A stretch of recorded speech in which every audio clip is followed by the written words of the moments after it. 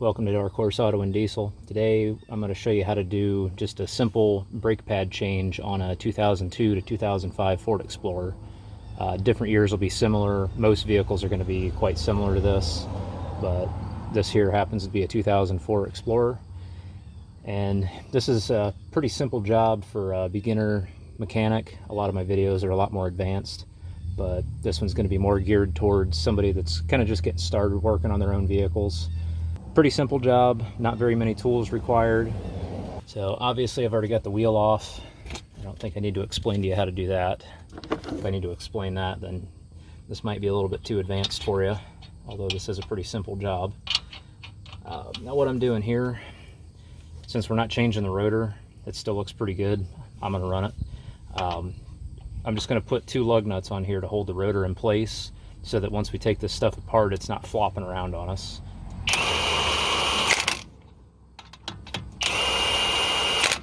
Doesn't have to be super tight, just enough to hold it. So as far as tools that you'll just need a ratchet with a 14mm socket on it, a small pry bar, a C-clamp or something else to recompress the caliper. I like to use a wire brush to clean some stuff up here, which we'll get to that, and something to hold the brake caliper up while you're doing the pads, because you do not want to let this hang by the hose. You will damage it. And you're also going to want to get yourself some brake caliper grease. So the first thing we're going to do is there's 2 bolts, one up here and one down here. Those just hold the caliper to the into the slide pin and into the bracket.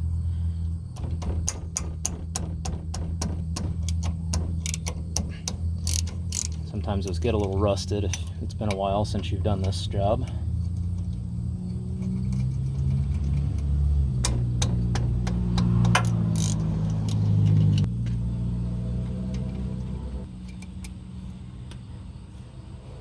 Take one bolt out and then leave the other one just partially threaded in. Then we'll just take our pry bar and just kind of get underneath it, or maybe off to the side carefully here, and just kind of work it loose. Don't pry too hard because you can break things.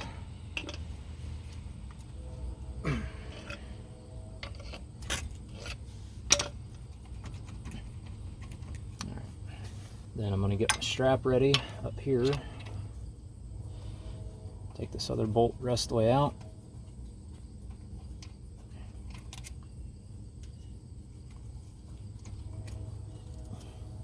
And then hang it from the strap and just let it hang off to the side there.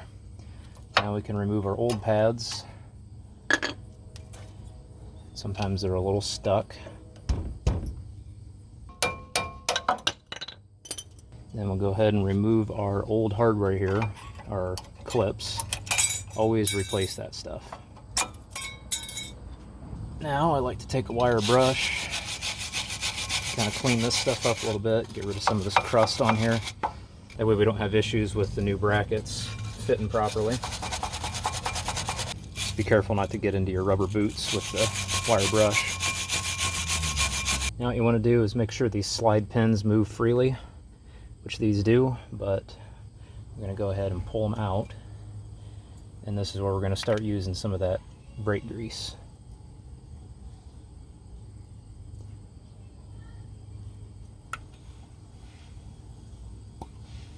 Thankfully, the person that did this before me, which was me, was smart enough to use brake grease on the previous job. I like working on vehicles that I was the person that worked on them prior. Don't worry about putting too much on. You probably won't. If you do, it'll just squeeze out.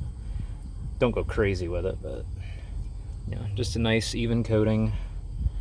And stick it back in there. Make sure the boot goes back over the lip like it's supposed to. There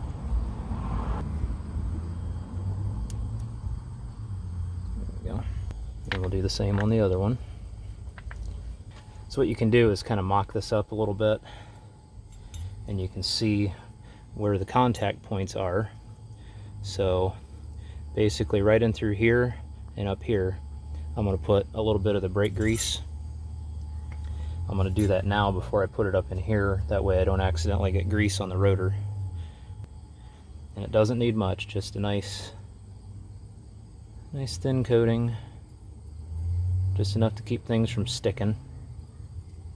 You don't want to make a mess with it, and if you get grease on your pads, then you've got a real problem.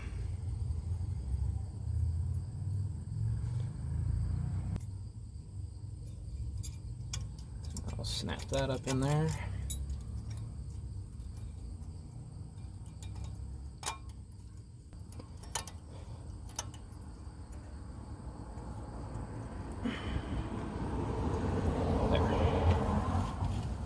And the same on the other.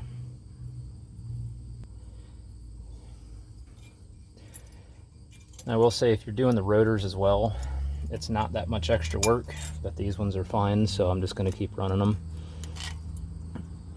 I am going to do a video. I'm actually going to record it in about probably 10 minutes.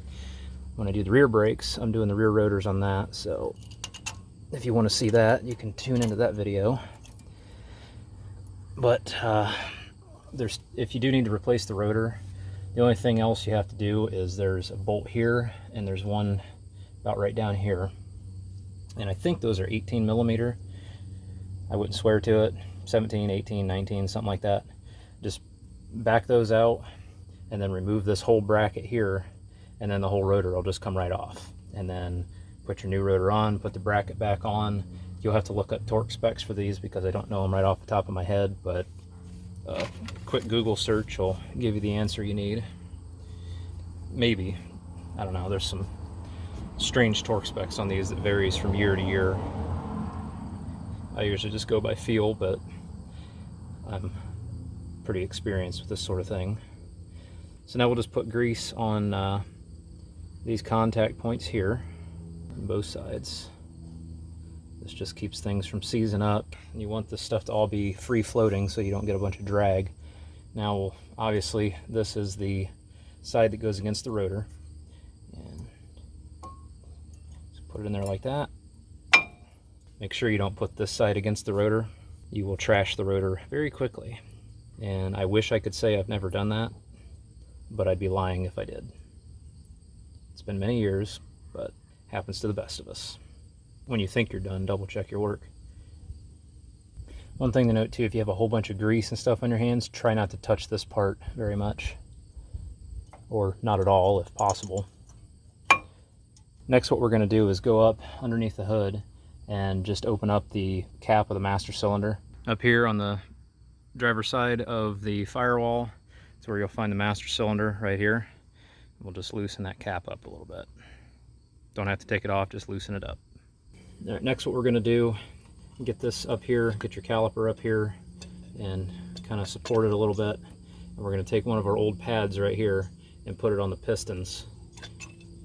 And we're going to recompress those back into the caliper. And we have to do that because otherwise we'll never get the caliper slid back over the new thicker pads. And this is also why we opened up the master cylinder reservoir, to make the fluid have an easier path back up into the reservoir. So we just take our C-clamp and just gently start turning this in.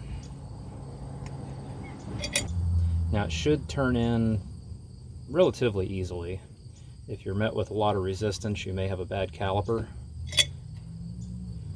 which if that's the case, you'll definitely have to replace it, which I will link to a video on how to do that.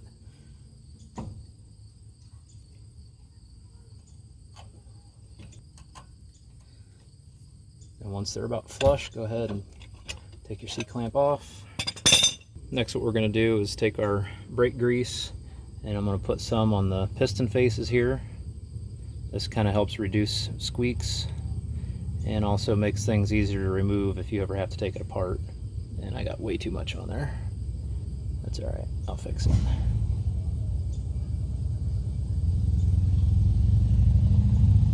And then we're going to put some on this side as well, on the little fingers sticking up, for the same reason. Go ahead and take that out. Don't forget that. I've done that. Now we go ahead and get our caliper put back on here. Get one of our bolts started.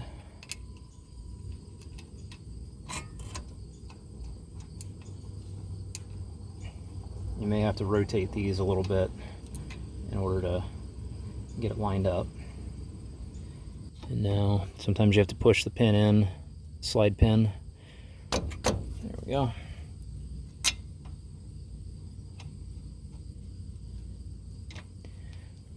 Make sure these slide pins lock in. Now the torque spec for these bolts is, I think, 25 foot-pounds, something like that. Just like I was saying with the caliper bracket, the numbers are all over the place, so I just go by feel. And what I usually do is just run them up until they just kind of touch. You just start to feel a little resistance on both of them.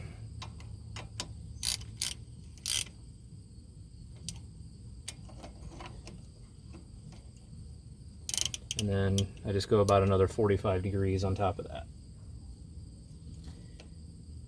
You don't want it so tight that you strip it out, but you also don't want it so loose that it comes out.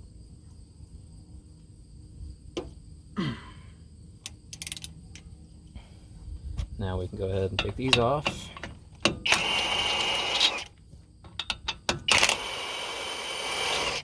And then we'll put our wheel back on. Now one thing, when you go to start the vehicle the next time, pump the brakes a few times before you put it in gear, because these are expanded out. They don't have good pressure up against the pads. The vehicle will start rolling even though you got your foot on the brake. So just pump them a few times lightly. Don't push it all the way to the floor, because you can actually damage your master cylinder doing that if it's an older vehicle like these obviously are at this point. Gently pump the pedal a few times until you start to feel some resistance, and then you can go ahead and put it in gear. And just be careful, make sure you put it in reverse or something with the garage door open behind you. So that's just a safety tip there. So anyway, put the wheel back on, tighten your lug nuts to like 110 foot-pounds, and that's all there is to it. Thanks for watching.